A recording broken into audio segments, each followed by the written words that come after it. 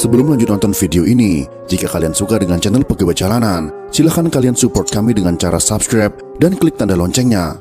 Silahkan gunakan headset Anda untuk mendapatkan kualitas suara yang jernih. Selamat menonton.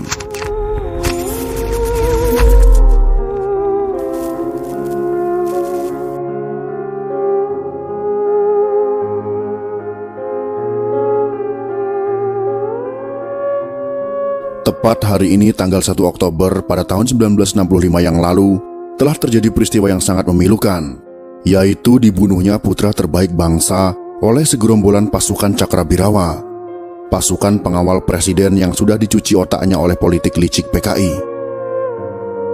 Dalam video ini akan kami sajikan kronologi kejadiannya, agar kita bisa terus mengingat sejarah sekelam apapun itu, untuk menyadarkan kita di masa-masa yang akan datang, bahwa ideologi komunis tidak cocok hidup di negeri tercinta ini. Banyak di antara kita hanya melihat pasca kejadian G30 SPKI pada tahun 1965, tapi tidak melihat ke belakang dari tahun 1926, 1945, 1946, 1948, sampai dengan 1965. Berapa nyawa yang sudah ditumpahkan oleh PKI? Dari tokoh nasionalis, tokoh kesultanan, kiai, santri dan rakyat yang tidak bersalah mereka sembelih dengan kejam. Jika kalian kebetulan membaca buku berjudul Palu Arit di Ladang Tebu, karya Hermawan Sulistyo, maka kalian akan melihat banyaknya korban dari kaum komunis dari tahun 1965 sampai dengan 1966. Kita pasti akan bertanya-tanya, mengapa hal ini bisa terjadi? Maka jawabannya adalah ada dalam buku Banjir Darah, yang menceritakan kekejaman PKI dari tahun 1926 sampai dengan 1968 di Jawa, Bali, dan Sumatera. Rakyat yang pernah mereka zolimi membalasnya dengan menyapu bersih komunis di negeri ini. Semoga kejadian di masa lalu tersebut dapat menjadi pelajaran berharga bagi generasi penerus bangsa ini.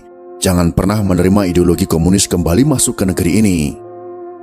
Mari kita saksikan pemaparan dalam video berikut ini bersama-sama.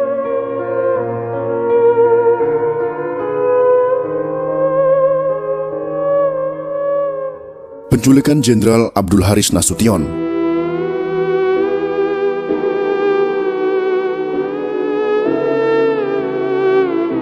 Kira-kira pukul 3 subuh waktu Indonesia Barat, pada tanggal 1 Oktober tahun 1965, pasukan penculik berangkat dari desa Lubang Buaya menuju kediaman Jenderal Abdul Haris Nasution di Jalan Tengku Umar, Jakarta. Sesampainya di sana, sekitar 30 pasukan penculik yang dipimpin oleh Pelda Jahurup memasuki pekarangan dan menyergap pengawal. Selanjutnya, 15 orang penculik masuk ke rumah yang membuat Jenderal Abdul Haris Nasution, istri dan anaknya bernama Ade Irma Suryani, terbangun karena suara gaduh di ruang tamu. Ketika Jenderal Abdul Haris Nasution membuka pintu, pasukan penculik menembak ke arahnya. Namun, Jenderal Nasution menghindar dengan menjatuhkan diri. Selanjutnya, Jenderal Abdul Haris Nasution memanjat tembok yang berbatasan dengan Kedutaan Besar Irak. Ketika berada di atas tembok dan melihat putrinya tertembak, Jenderal Abdul Haris Nasution berusaha kembali. Namun, istrinya memberi isyarat agar Jenderal Abdul Haris Nasution menyelamatkan diri. Akhirnya Jenderal Abdul Haris Nasution melompat tembok dan berhasil selamat. Kemudian Jenderal Abdul Haris Nasution berlindung di markas Kostrad pimpinan Mayor Jenderal Soeharto.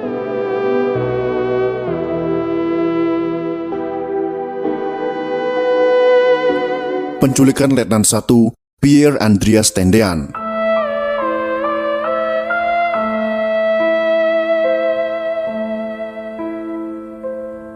Ketika mendengar letusan senjata di kediaman Menko Hankam Jenderal Abdul Haris Nasution pada tanggal 1 Oktober tahun 1965 dini hari, Letnan 1 Pierre Tendean yang merupakan ajudan Jenderal Abdul Haris Nasution terbangun.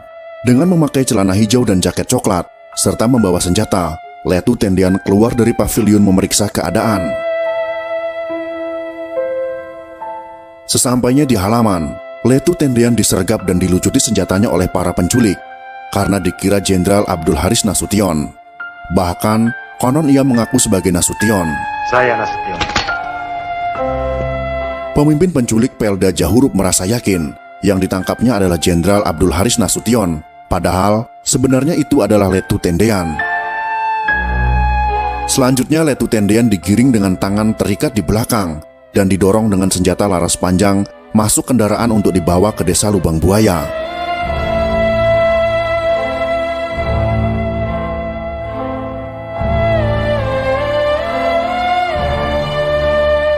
Penculikan Letnan Jenderal Ahmad Yani.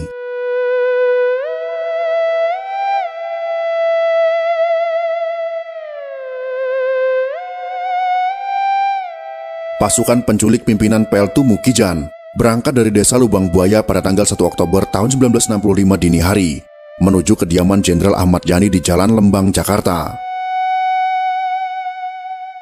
Setibanya di sana, pasukan penculik langsung melucuti senjata para pengawal yang tidak menaruh curiga. Kemudian, pasukan penculik mengetuk pintu rumah Jenderal Yani. Yang membuka adalah putra Jenderal Ahmad Yani, yaitu Edi. Selanjutnya, para penculik meminta Edi membangunkan ayahnya.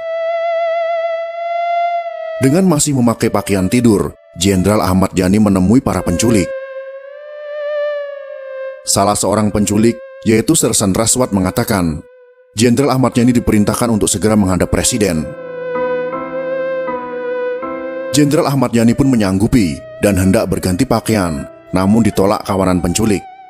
Hal tersebut membuat Jenderal Ahmad Yani marah dan menampar Praka Doktrin, lalu kembali masuk ke kamar. Saat itulah Sersan Raswat memerintahkan Kopda Gijadi untuk menembak Jenderal Ahmad Yani dengan senapan Thompson hingga tewas. Selanjutnya, jenazah Jenderal Ahmad Yani dibawa menuju desa Lubang Buaya.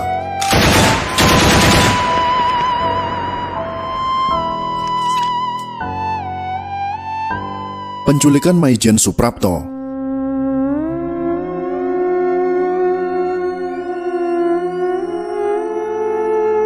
Penculikan Maijen Suprapto dilakukan pada tanggal 1 Oktober tahun 1965 di kediamannya Jalan Besuki, Jakarta Pusat.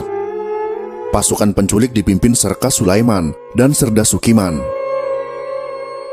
Ketika itu Maijen Suprapto belum bisa tidur karena sakit gigi. Ketika para penculik membuka pagar, Maijen Suprapto menanyakan identitas mereka, yang segera dijawab sebagai anggota Cakrabirawa. Karena tidak curiga, Maijen Suprapto keluar bersama istri menemui pasukan penculik di teras. Serka Sulaiman menyampaikan, Maijen Suprapto diperintahkan menghadap Presiden. Perintah itu pun disanggupinya. Namun ketika hendak berganti pakaian, Maijen Suprapto ditodong senjata dan memaksanya masuk ke salah satu truk untuk langsung menuju ke desa Lubang Buaya.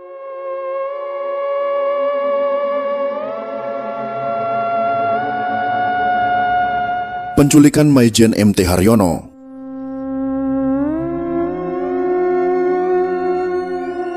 Penculikan Maijen MT Haryono dipimpin oleh Serka Bungkus dari Resimen Cakrabirawa. Mereka berangkat dari desa Lubang Buaya pada tanggal 1 Oktober tahun 1965 dini hari menuju kediaman Maijen MT Haryono di Jalan Prambanan, Jakarta Pusat. Sesampainya di sana, pemimpin penculik mengetuk pintu yang dibuka oleh istri Maijen MT Haryono. Serka Bungkus menyampaikan bahwa Maijen MT Haryono harus menghadap Presiden. Namun, Maijen MT Haryono curiga, sehingga menyuruh istri dan anaknya masuk kamar sebelah. Hal tersebut membuat para penculik marah, mendobrak, dan menembaki pintu kamar. Ketika pintu terbuka, kondisi kamar gelap, sehingga kawanan penculik membakar surat kabar untuk penerangan. Maijen MT Haryono berusaha merebut senjata, tetapi gagal, bahkan dirinya ditikam dengan sangkur. Pada akhirnya, Serka Bungkus menembak Maijen MT Haryono sampai tewas. Jenazah Maijen MT Haryono kemudian diseret keluar rumah dan dilemparkan ke atas truk untuk dibawa ke desa Lubang Buaya.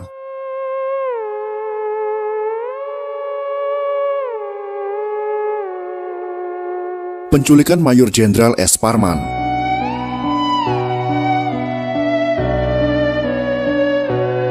Pasukan penculik pimpinan Serma Satar memasuki pekarangan rumah Maijen S. Parman pada tanggal 1 Oktober tahun 1965 dini hari. Maijen S. Parman terbangun karena mengira ada pencurian di rumah tetangganya. Maijen S. Parman yang masih memakai pakaian tidur membuka pintu rumah, lalu terkejut melihat kawanan penculik. Pemimpin penculik menyampaikan pesan kepada Maijen S. Parman harus menghadap Presiden segera karena kondisi genting. Kemudian Maijen S. Parman langsung berganti pakaian yang diikuti para penculik. Karena tingkah laku tidak wajar, istri Maijen S. Parman menanyakan surat perintah kepada mereka. Setelah itu, Maijen S. Parman menyuruh istrinya menelpon Letjen Ayani, namun kabel telepon diputus paksa oleh pasukan penculik. Akhirnya pasukan penculik memaksa Maijen S. Parman masuk kendaraan untuk dibawa ke desa Lubang Buaya.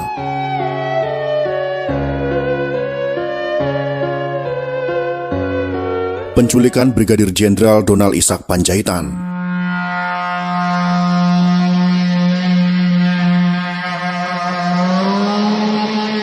Pada 1 Oktober tahun 1965 dini hari, kediaman Brigjen DI Panjaitan di Jalan Hasanuddin, Kebayoran Baru, Jakarta, didatangi pasukan penculik yang dipimpin oleh Serma Soekarjo. Para penculik mengepung dan membuka paviliun secara paksa dengan tembakan.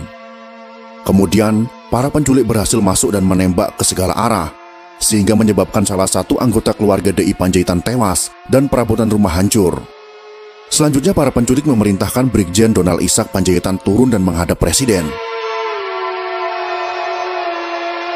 Di bawah todongan senjata, Brigjen DI Panjaitan berjalan keluar rumah mengenakan seragam lengkap. Namun, dalam kondisi yang mencekam tersebut, Brigjen DI Panjaitan menyempatkan diri untuk berdoa. Karena mendapat perlakuan kasar dan penghinaan, Brigjen Panjaitan mencabut pistol dan berusaha melawan. Namun, Brigjen Donald Ishak Panjaitan terlebih dahulu ditembak kepalanya hingga tewas. Merasa belum puas, tubuh Brigjen DI Panjaitan kembali ditembaki oleh para penculik.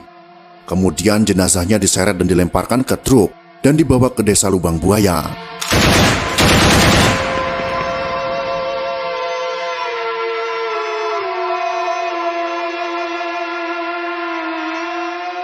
Penculikan Brigadir Jenderal Sutoyo.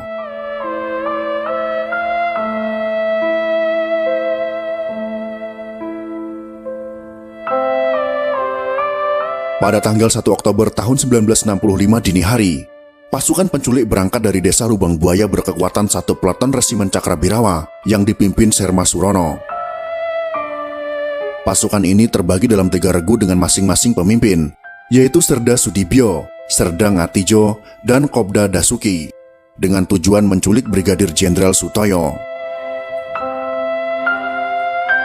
Brigjen Sutoyo terbangun karena mendengar kegaduhan di dalam rumahnya. Kemudian dari dalam kamar, Brigjen Sutoyo bertanya identitas mereka, dan dijawab, tamu dari Malang. Selanjutnya pasukan penculik menggedor pintu kamar, dan mendesak untuk dibuka. Ketika Brigjen Sutoyo membuka pintu, Serda Sudibyo dan Pratu Sumardi masuk dan menyampaikan perintah untuk menghadap Presiden. Kedua penculik tersebut langsung mengapit Brigjen Sutoyo dan membawanya keluar untuk dinaikkan ke kendaraan dan langsung menuju ke desa Lubang Buaya. Itulah kronologi penculikan para jenderal yang anti dengan komunisme. Dan kita sebagai generasi penerus bangsa ini wajib mendoakan mereka sebagai pahlawan revolusi, agar mendapatkan tempat terbaik di sisi Tuhan Yang Maha Esa. Semoga video ini bisa menjadi bahan pelajaran dan pengingat bagi kita semua. Jika kalian suka dengan video ini, silakan berikan jempol ke atas. Dan jika kalian menganggap video ini bermanfaat, maka bagikanlah untuk teman-teman Anda yang lain. Terima kasih sudah menonton.